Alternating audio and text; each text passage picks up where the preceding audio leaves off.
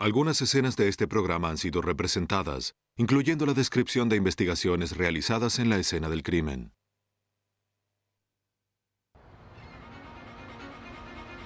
En Miami, un jugador universitario de fútbol y su amiga son golpeados hasta morir.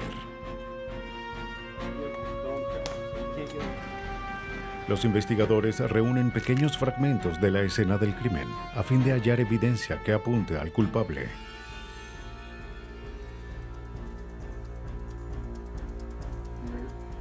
Un hombre es hallado muerto por un disparo en su habitación. Sin un sospechoso evidente, los investigadores recurren a los más cercanos a la víctima y revelan un sorprendente secreto. Cuando los celos y el deseo motivan a un asesino, su desesperación es evidente tanto en sus crímenes como en sus esfuerzos por no ser descubierto. Pero la ciencia forense puede descubrir los errores más pequeños y resolver crímenes pasionales.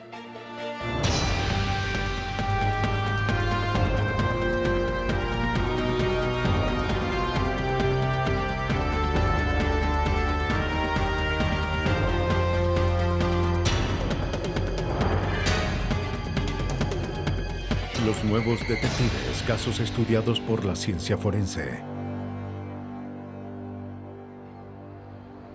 Crímenes pasionales.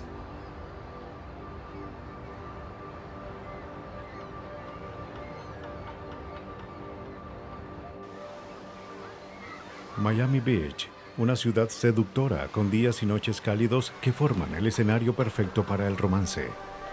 Pero cuando la pasión no es correspondida, los celos pueden llevar al crimen.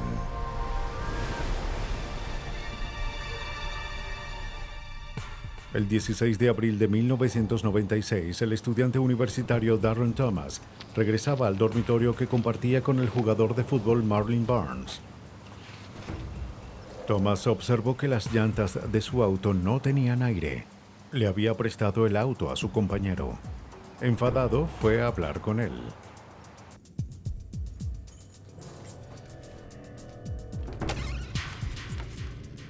Cuando entró en el apartamento, Thomas encuentra a Barnes en el suelo, cubierto de sangre. Se apresura a llamar a la policía. Departamento de Policía de Miami-Dade, ¿dónde es su emergencia? Universidad de Miami. ¿Qué edificio? ¿Y habitación? Una patrulla de la policía y una ambulancia acuden a la escena. 322, Universidad de Miami. Dormitorio deportivo, diríjanse a la escena en el 1901. Los paramédicos entran a la habitación. Marlin Barnes yacía sin vida en el suelo. ¿Tiene pulso? Habría sufrido severos golpes en la cabeza y rostro.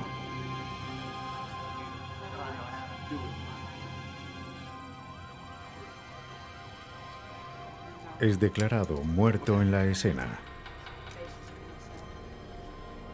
En la habitación, el oficial encuentra otra víctima. Está limpio. Hay una mujer aquí, detective. Una mujer joven también golpeada brutalmente.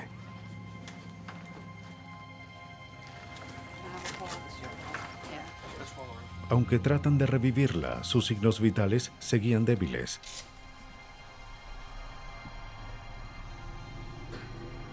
Los paramédicos debían llevarla de inmediato a un hospital. Los fragmentos de hueso, ¿sí? Los forenses llegan a la escena y registran minuciosamente el apartamento buscando pistas. Pero ¿cómo sabe que...? La habitación parecía en orden, señal de que el robo no fue motivo del ataque. ¿Y alguien vive allí con él? Los investigadores hallan astillas de madera y fragmentos de metal cerca de la puerta. Pero las astillas no parecían coincidir con los muebles del apartamento. Parecían provenir del arma asesina.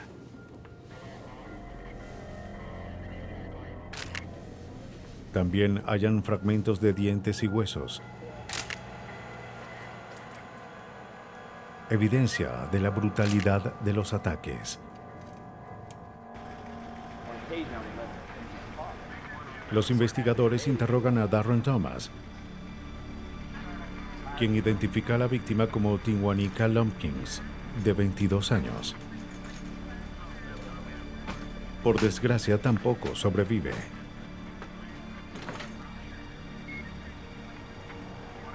Thomas había prestado su auto a Barnes para que éste fuese a un club nocturno. No sabía de nadie que quisiera atacar a Barnes o a Tinwanika. En el Departamento de Policía de Miami-Dade, el detective Thomas Romani trabaja en el caso. Al ver la escena por primera vez, Romani supo que las víctimas fueron atacadas por sorpresa. Pudimos determinar que el ataque fue hecho con un objeto contundente y que tuvo lugar en la puerta principal y continuó en la casa. La mayor cantidad de lesiones ocasionadas a Barnes ocurrieron cuando estaba en el suelo. La autopsia fue realizada en el condado de Dade. Los análisis revelaron que ambas víctimas murieron a causa de un trauma severo. Barnes y Tinwanika fueron atacados con tanta fuerza que se hallaron marcas del arma asesina en sus cuerpos. El forense Sam Gulino observó detalles particulares en las heridas de las víctimas. Las heridas de Marlin estaban concentradas en su rostro. Algunas tenían forma de T o de L y tenían contornos inusuales que me hicieron pensar que fueron hechas por un arma específica. Tinwanika tenía varias heridas, pero eran sutiles y diferentes, lo que indicaba que era o un arma distinta, una parte diferente de la misma arma, o que ésta se había alterado. Tal vez se había roto entre el momento en el que ella fue atacada y Marlin fue asesinado. Pero el misterio más importante de estos casos era si existía un arma específica que pudiera coincidir con estas heridas. El Laboratorio de Criminalística de Miami-Dade tenía la tarea de identificar el arma. Thomas Quirk es un analista de armas y herramientas en el laboratorio. Él analizó la evidencia de la escena.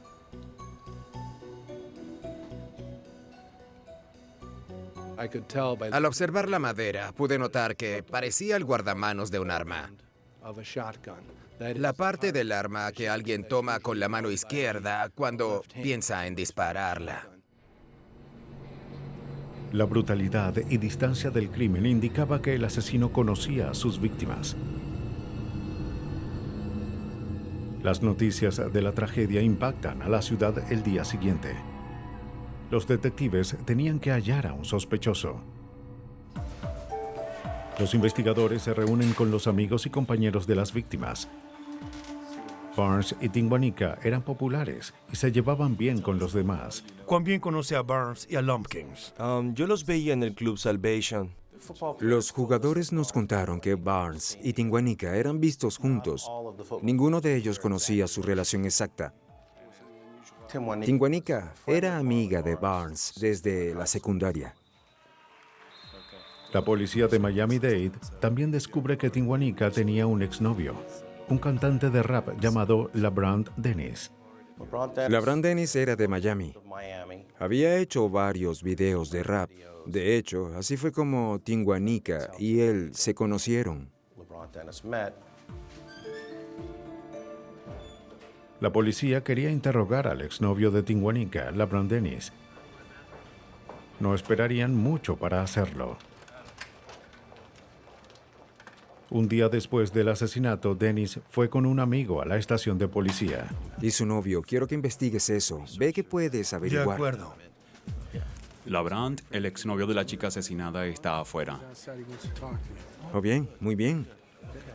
¿Irás conmigo? Perfecto. Me encargaré. El detective Romani sentía curiosidad por lo que podría descubrir. Detective Romani, soy él. Cuando hablé con él, no me pareció que tuviera el estilo de mafioso y tipo rudo que canta rap. Quise venir aquí y hacer lo posible para ayudar. LeBrun estaba muy tranquilo. Quería saber lo que ocurrió. Me dijo que no tenía ninguna información sobre el caso. ¿Tuvo problemas en su relación con Tinguanica? ¿Problemas domésticos? Me dio algo de información sobre su noviazgo con Tinguanica y por qué terminaron. De hecho, me dijo que no conoció a Marlene Barnes en persona. ¿Usted y Tinguanica? Dennis y Tinguanica salieron por 5 años. Hasta hace una semana nos mudamos de... Rompieron varias veces durante su relación de 5 años. Pero de acuerdo con Dennis, las cosas mejoraban entre ellos. ¿De la casa de su primo? Sí. Estaban en un proceso de reconciliación. Trabajaban en el mismo lugar, vi fotos de ellos y cosas así. Dijo que durmió en la casa de su hermana la noche de los asesinatos. Los investigadores le preguntaron si podían fotografiarlo.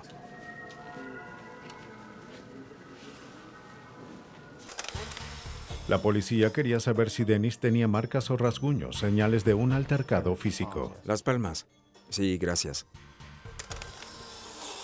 ¿Puede quitarse la camisa, por favor?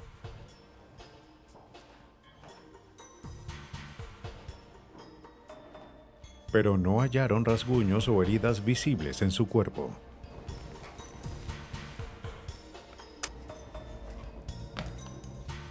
Dennis aceptó que tomaran sus huellas dactilares. Actuaba como un hombre sin nada que esconder. Aunque no tenía pruebas, el detective Romani tenía sus sospechas. Cuando me dijeron que LeBrun Dennis vino a la estación a hablar conmigo, no me sorprendí, pero tuve mis sospechas. Quizás quería fingir que deseaba cooperar. Intentaba convencernos de que quería ayudar. Los investigadores se dirigen al hogar de Dennis. Departamento de Policía de Miami. Siguió prestando ayuda. ¿Puedo revisar su casa?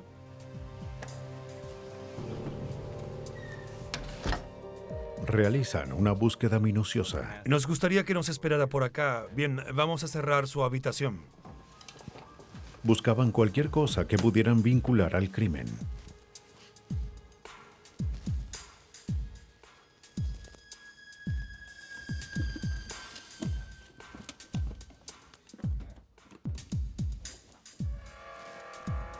Pero no hallan nada fuera de lo ordinario. Los detectives le piden a Dennis la ropa que llevó la noche anterior. Se examinan las prendas para hallar rastros de sangre, fibras o cabello, pero no encuentran nada. También registran y fotografían el auto de Dennis.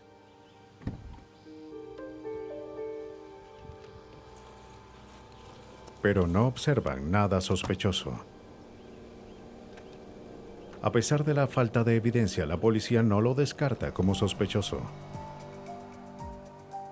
Los detectives debían expandir su búsqueda para resolver el doble asesinato. Necesitaban pruebas sólidas para llevar al culpable ante la justicia.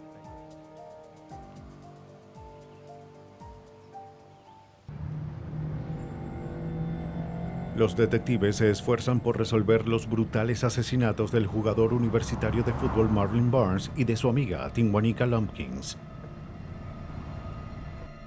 La policía consideraba al exnovio de Tinguanica, LeBrun Dennis, como posible sospechoso, pero no hallan evidencia que lo vincule al crimen. Los investigadores van al club nocturno donde las víctimas son vistas por última vez. Y se detuvo y... En una estación de gasolina, una empleada ve a un hombre sospechoso con una sudadera que caminaba de un lado a otro mirando al club nocturno ubicado al frente. Todo ocurre cuando Barnes y Tinguanica estaban celebrando dentro del club. La empleada se inquieta y llama a la policía.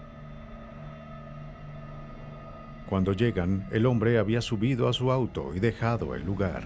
La empleada dijo que no vio su rostro, pero dio una descripción precisa del auto, incluyendo la marca y el modelo, ventanas polarizadas y la falta de número de placa. Nos gustaría mostrarle algunas fotos. Claro.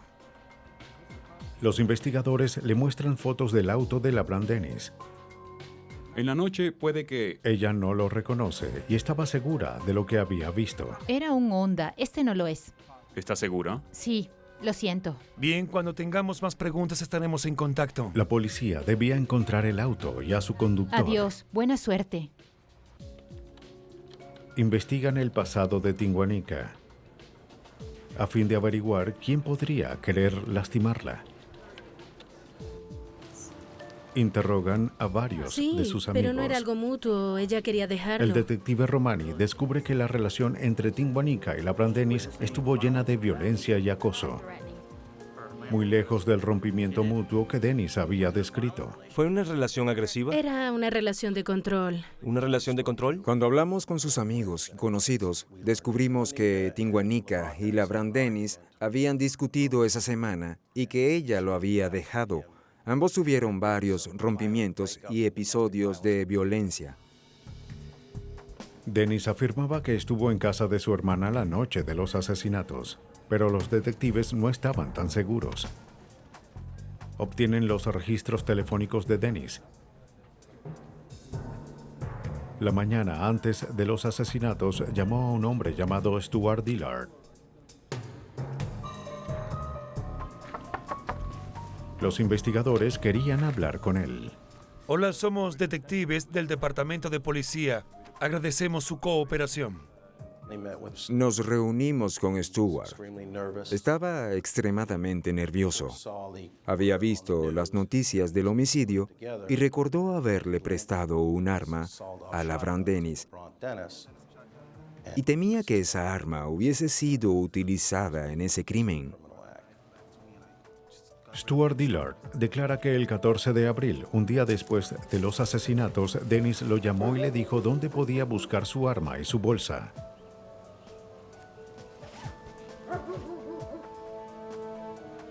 Adentro, Stuart halla un cuchillo que no era suyo y varias prendas de vestir.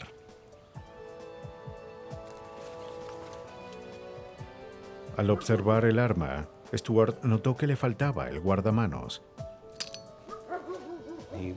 Entró en pánico por lo que había sucedido. Empezó a entender algunas cosas y pensó que de alguna forma sería un cómplice. Stuart le dice a los investigadores que se deshizo de la ropa y que había lanzado el cuchillo por un desagüe.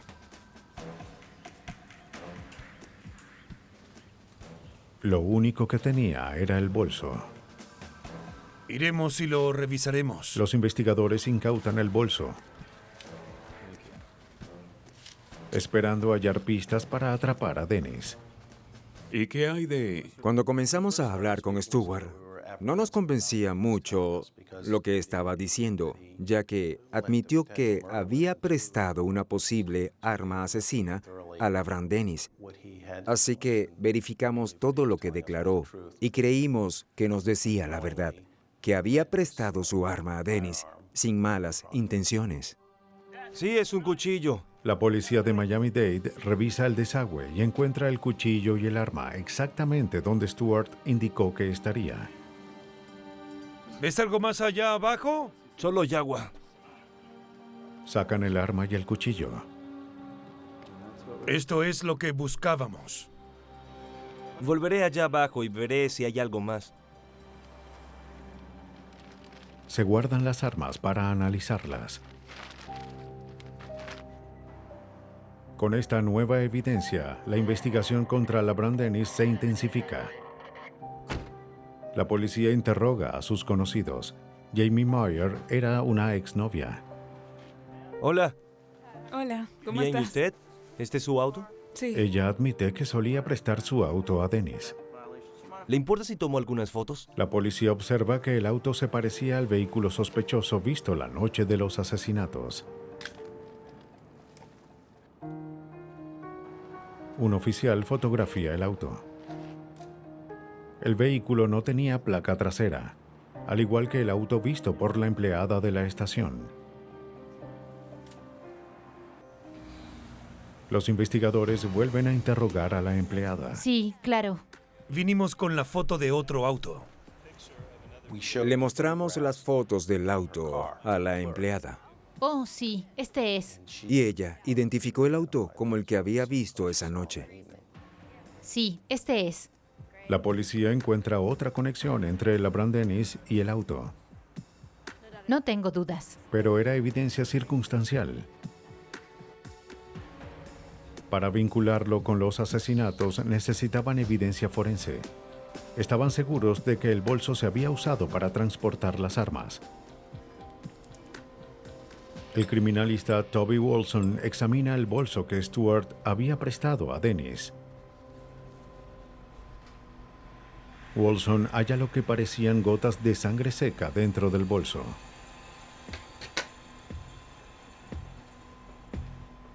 Me pidieron que hiciera un análisis de ADN de las muestras tomadas del bolso. Así que las analizamos y las comparamos con las muestras de la víctima y el sospechoso. Wolson halla una coincidencia entre la sangre del bolso y la sangre de una de las víctimas. Los perfiles de ADN obtenidos de las muestras en el bolso coincidían con los perfiles de ADN de Marlene Barnes, es decir, que esas muestras provenían de Marlene Barnes. Poco a poco, las autoridades formaban un caso en contra de LaBrant Dennis. Los criminalistas tenían evidencia que vinculaba el bolso de Dennis con una de las víctimas, pero necesitaban más que una mancha de sangre para acusarlo de homicidio.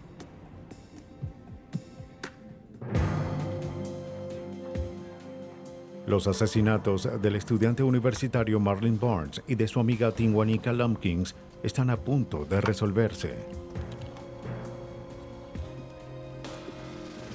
Se habían descubierto varias pruebas, como un cuchillo y un arma, pero hasta ahora nada vinculaba el cruel doble homicidio con LaBrant Dennis. Thomas Quirk, criminalista de Miami-Dade, examina los neumáticos del auto que Barnes condujo la noche en la que fue asesinado. Observé que la llanta tenía una extraña marca en forma de V. Cuando recibí el cuchillo y lo examiné, me di cuenta de que la punta estaba doblada y de que no tenía filo.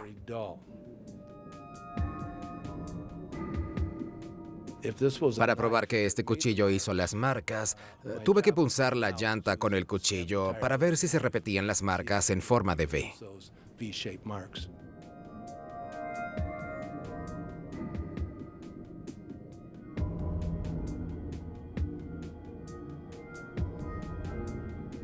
Quirk compara los cortes con las marcas hechas la noche del crimen. Descubre que dos marcas eran completamente iguales y concluye que el cuchillo de Dennis fue usado para cortar los neumáticos del auto. Quirk también examina el arma encontrada en el desagüe. Compara las astillas de madera halladas en la escena con el guardamanos del arma. Es igual que armar un avión o armar un auto de juguete. Hay que tomar las piezas, observarlas, notar los patrones de fractura, las marcas del fabricante y simplemente unirlas y formar una figura. Una vez que lo hicimos, notamos que coincidía perfectamente con la forma del arma. Lo más probable es que esta arma fuera usada para golpear a las dos víctimas hasta morir. Además de las astillas, también se hallaron fragmentos de metal en la escena. El criminalista George Borgi los analiza.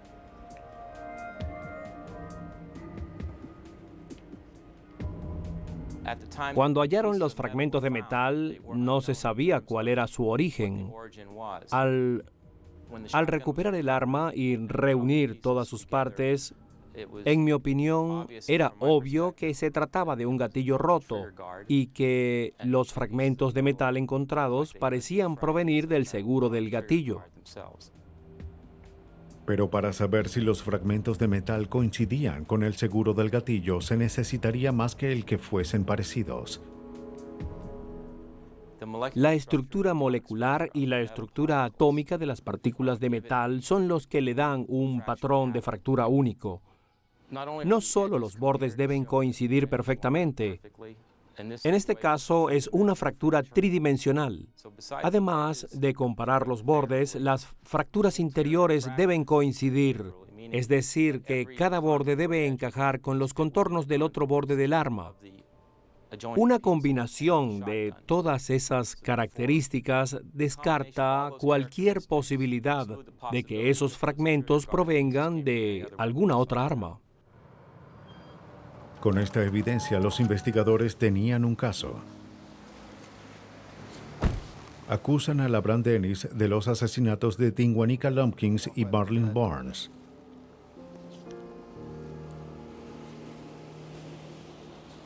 Pero la policía necesitaba evidencia física para probar su culpabilidad.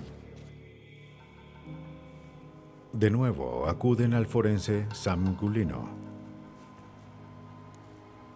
Gulino había observado heridas con forma de L y T en las víctimas.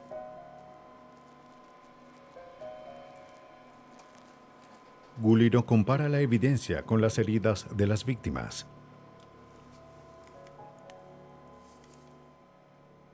Pudimos comparar diferentes partes del arma con las heridas y hallamos sin lugar a dudas que el arma coincidía con las heridas en los cuerpos de ambas víctimas. Así pude concluir que el arma había sido usada para golpear a Marlin Barnes y a Tinguanica Lumpkins. LaBrant Dennis siguió declarándose inocente a pesar del fuerte caso en su contra, pero los investigadores de Miami tenían una gran cantidad de evidencia que probaba lo contrario. Todo empezó por los celos.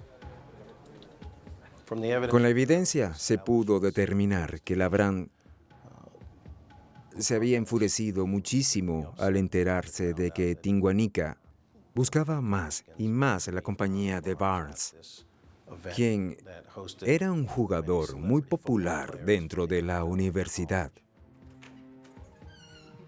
Los investigadores estaban convencidos de que LaBrant Dennis siguió a las víctimas hasta el apartamento de Barnes. Espera, amor, ya regreso. Está bien. Cuando Barnes abre la puerta, Dennis lo golpea en el rostro.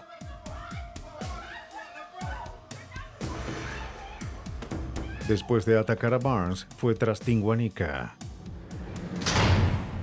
LaBrant Dennis fue acusado de 2 cargos de asesinato en primer grado.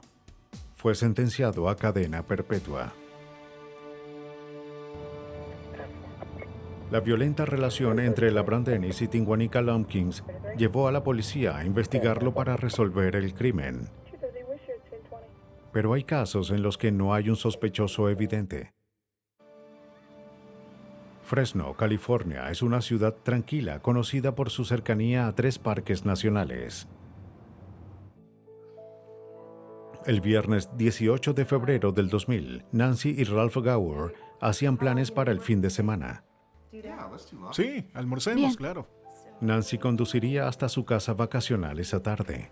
Estarás muy ocupado. ¿Qué te parece si...? Ralph, quien era vendedor de autos, debía estar en el negocio la mañana siguiente, pero planeaba reunirse con ella el Gracias. sábado en la tarde. Los Gower habían estado casados por 12 años. Me adelantaré entonces. Bien. No puedo esperar. Gracias. Tranquila. Esa noche, Nancy condujo sola hasta su casa vacacional. La mañana siguiente, Ralph no fue al trabajo. Preocupada, su empleada va hasta su casa.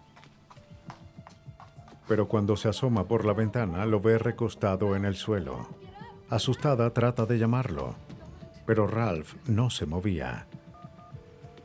Policía y bomberos, ¿dónde es su Es emergencia? el 911, Llama ¿no? al 911.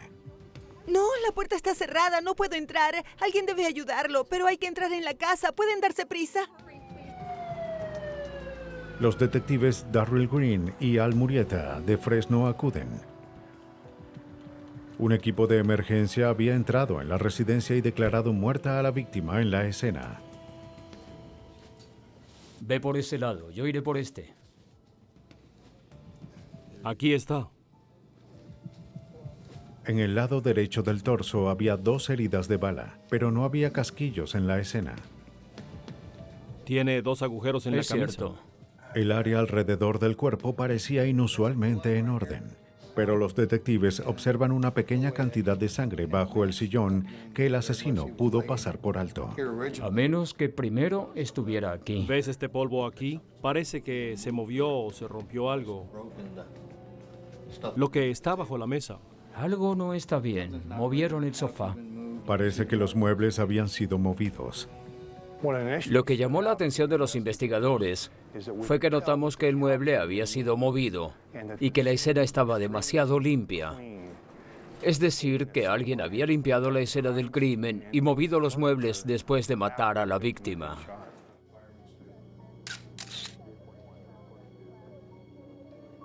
Los investigadores toman fotografías y realizan una meticulosa búsqueda de huellas en las superficies. La presencia de objetos rotos en la mesa indicaba que hubo un forcejeo. Todo está aquí. En la entrada encuentran un bolso de gimnasio. Necesitaré que vayas primero. Dentro de la bolsa había un revólver cargado. Hay que ver si tiene números de serie y hojas de propiedades a fin de... De acuerdo.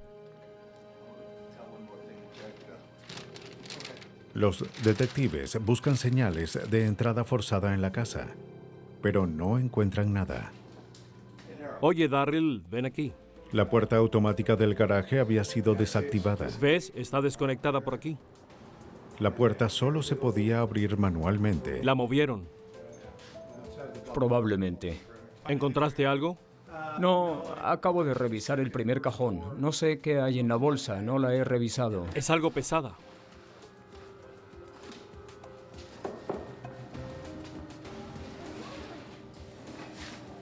Oh, mira esto. ¿Puedes darle esto a Mickey? Los detectives hallan más armas en el garaje. Todas las armas de fuego y el revólver hallado en la casa son enviados al laboratorio para un análisis de balística. Recoger esto por ahora. El detective Murieta debía encontrar a la esposa de la víctima. En mi mente me hacía preguntas como ¿dónde estaría ella en el momento que creemos que el asesinato ocurrió? ¿Qué coartada tendría? Y lo que más necesitaba aclarar era ¿quién más tenía llaves de la casa? Mientras que la policía de Fresno continuaba con la investigación, el cuerpo de Gower es enviado al forense. Bien.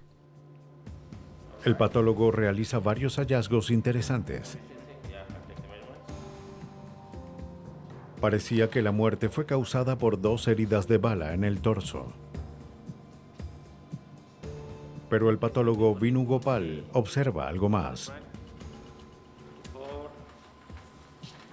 En la autopsia hallé evidencias de trauma, heridas de bala en el torso y lesiones en las muñecas. Estas parecían ser heridas causadas por esposas. Parecía que Ralph Gower había sido esposado antes de ser asesinado. La víctima yacía de espaldas y tenía marcas de esposas. Lo que pude pensar fue, ¿se trató de algún tipo de ejecución? La policía encuentra a Nancy Gower y le informa sobre la muerte de su esposo. Es el detective Al Murieta. Se mostró consternada por la noticia y cooperó con los investigadores. Solo un par de cosas, como el tiempo. ¿Puede decirme dónde estuvo el viernes en la noche?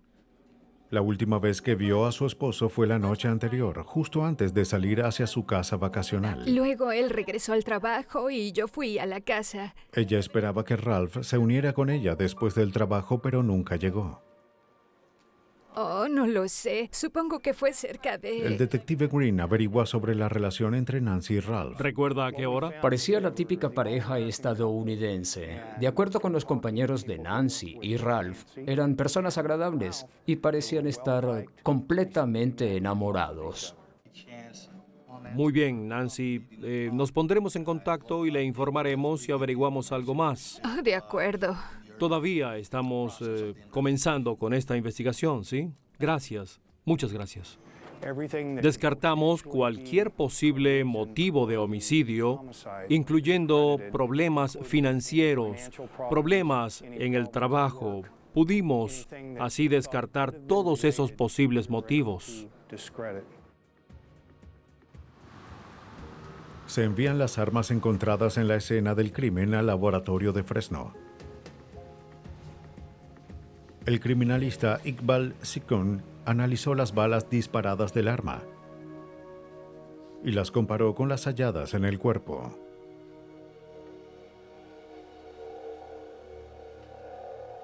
No coincidieron. Pero las características de las balas le dieron a Sikun la pista para atrapar al asesino. Las balas usadas eran de un arma calibre .40. ¿Viste esto? Pero los días pasan y los investigadores aún debían encontrar un motivo y un sospechoso. ¿Recuerdas las marcas en las manos? Sí. Vamos a analizarlas para ver si obtenemos huellas. Parece que solo tenían una opción. Debemos hallar a todos los que pudiesen estar involucrados.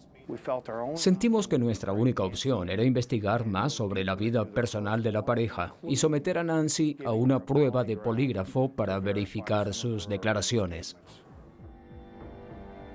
Nancy Gower había cooperado durante toda la investigación del asesinato de su esposo. No hallamos un motivo para la muerte de su esposo y debemos eliminarla como sospechosa. Así podemos continuar. Pero los investigadores creían que ella tenía algo que esconder.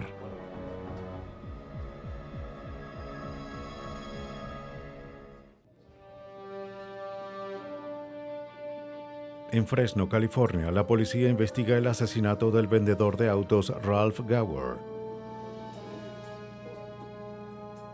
Como no hallaban pistas, le pidieron a su esposa que tomara una prueba de polígrafo. Bien, solo relájese. Ella aceptó, pero no quiso continuar después de que empezó la prueba. Tuvimos un pequeño problema. Ella no quiere hacer la prueba sin antes hablar con ustedes. Ella pide hablar con los investigadores. Hola. Hola. Nos dijeron que quería hablar con nosotros. Sí, creo que hay algo que deben saber. Verán. Da una confesión sorprendente a los detectives. Así que empezamos a... La gran sorpresa en este caso fue que Nancy confesó que tenía una aventura con uno de nuestros oficiales. No solo era oficial de policía, sino que antes de entrar en este departamento había sido sacerdote. De hecho, era capellán en el departamento de policía, uno de los nuestros. El nombre del oficial era Paul Horth. Hola, cariño. ¿Dónde Nancy les dijo a los estabas? detectives que había salido con Horth por varios meses, pero que hace poco terminó la aventura. Horth no aceptó el rompimiento y continuaba llamándola. De policía y también es un ministro bautista, así que no quería que nadie lo supiera. Los investigadores se enfrentaban a la posibilidad de que el asesino fuese Cuando uno de los Ralph estaba en el suyos. trabajo solíamos vernos. Luego de su confesión, Nancy tomó la prueba y la pasó.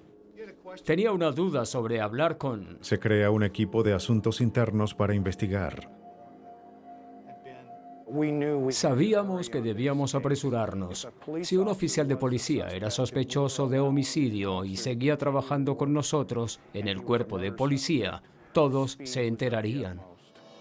Gracias. La policía observa el registro de horas del personal de la noche del homicidio de Ralph. ¿Hay algo que indique que debió trabajar esa noche? No, a menos que fuese su día libre. Bien, se indica aquí. De acuerdo con el registro, el oficial Horth y su compañero estaban de servicio en el día del asesinato. Más tarde le informaremos. Gracias. Bien.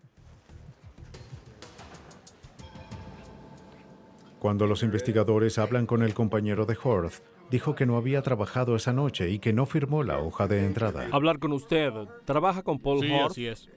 Bien, ¿acaso estuvieron...? Parecía que el oficial Horth trató de cubrirse. La policía procede a interrogarlo. Hola, Paul. Hola. Sargento Green, de homicidios. ¿Qué tal? Él es el detective Murieta.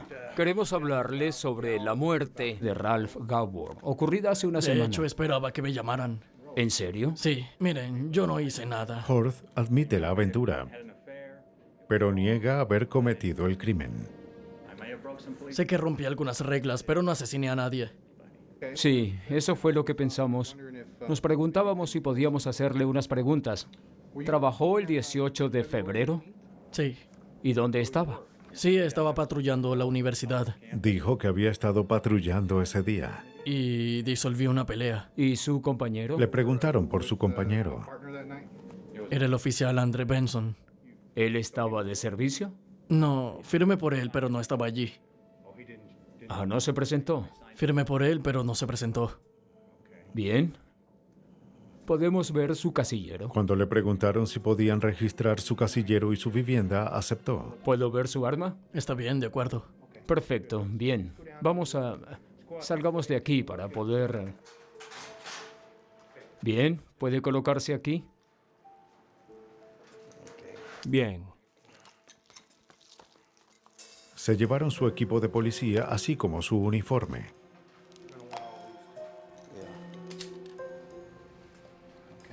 Dentro de su vivienda, los investigadores encuentran su arma de servicio. Era una Beretta calibre .40. El mismo calibre del arma usada para matar a Ralph Gower.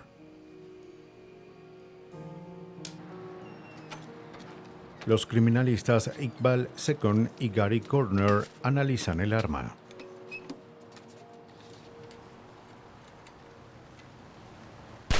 El arma es disparada en un tanque de agua sellado. Las balas de la Beretta son comparadas con las balas halladas en el cuerpo de Ralph Gower. La policía espera ansiosamente los resultados, ya que la misma arma que había sido usada para defender la ley pudo ser utilizada para romperla.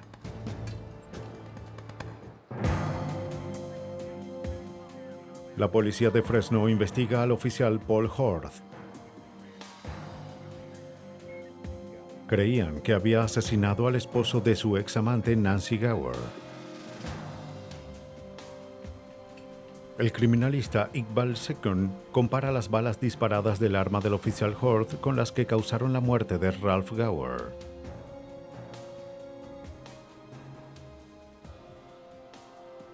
Second observa las características generales del arma, como el calibre, la dirección de la curva y las marcas halladas en las balas. Los resultados apuntan directamente al sospechoso. Las balas que mataron a la víctima venían del arma de servicio de Paul Horth. Paul Horth es arrestado por el asesinato de Ralph Gower. Voltéese y ponga las manos en la espalda, por favor. Cuando le muestran la evidencia, cambia su historia de inmediato. Paul, tienes derecho a permanecer callado. Cualquier cosa que digas... Hora de dormir. El oficial Horth ahora afirma que fue al hogar de los Gower para disculparse por su aventura con la esposa de Ralph. Tuve una aventura con su esposa.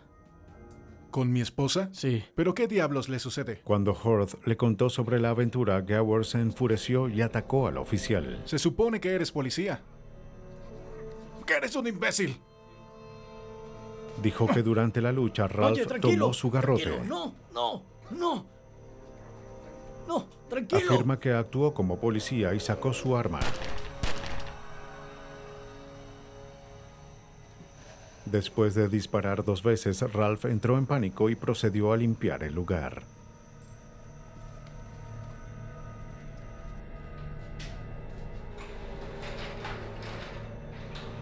Cuando terminó, salió por el garaje y regresó al trabajo.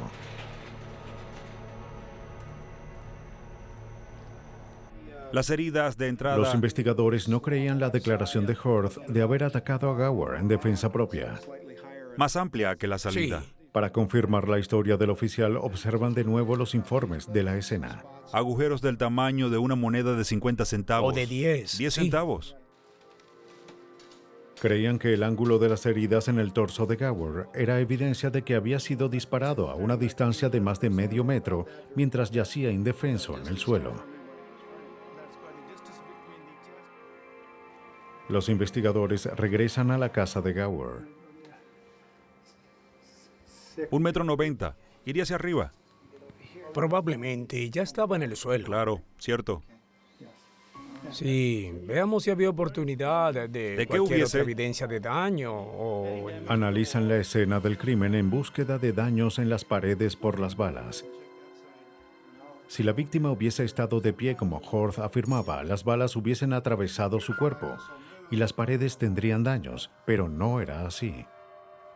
El posible escenario es que la víctima estuvo y... Toda la evidencia del caso apoyaba el hecho de que el oficial Horth había estado de pie sobre la víctima cuando disparó. O pudo estar aquí.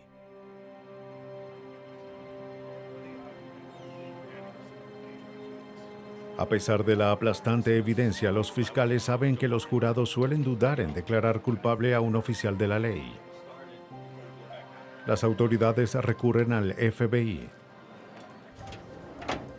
La policía recibe la ayuda del criminalista Mark Safarik. Como agente especial de la Unidad de Ciencias Conductuales del FBI, Safarik analiza las fotos de la escena del crimen y otras evidencias de casos individuales. Por medio de la evidencia desarrolla un perfil sobre lo ocurrido entre la víctima y el perpetrador. Sus conclusiones contradecían la afirmación de Paul Horth sobre haber actuado en defensa propia. Creo que la evidencia conductual y forense indica que Gower no representaba ninguna amenaza para Horth. Nada indicaba que sus manos estuviesen al frente de su rostro o que tratara de defenderse del disparo. Y el hecho de que las heridas fuesen hechas tan cerca del área del corazón me indica que probablemente estaba inconsciente en el momento de los disparos.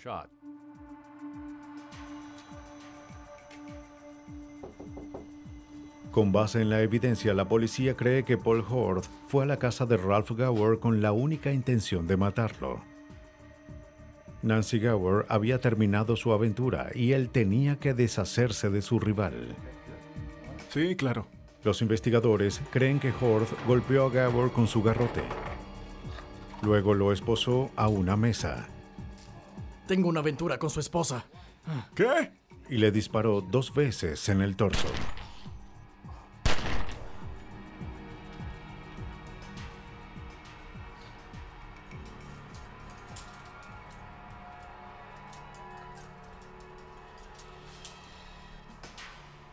Los investigadores concluyen que Horth actuó solo y que Nancy no sabía cuáles eran sus intenciones. Paul Horth fue acusado del homicidio de Ralph Gower y fue condenado a 20 años de prisión. Los asesinos cometen crímenes por muchas razones, pero cuando las emociones negativas los impulsan, dejan sin querer una serie de pistas. La ciencia forense se vale de estos indicios para obtener evidencias sólidas y resolver crímenes pasionales.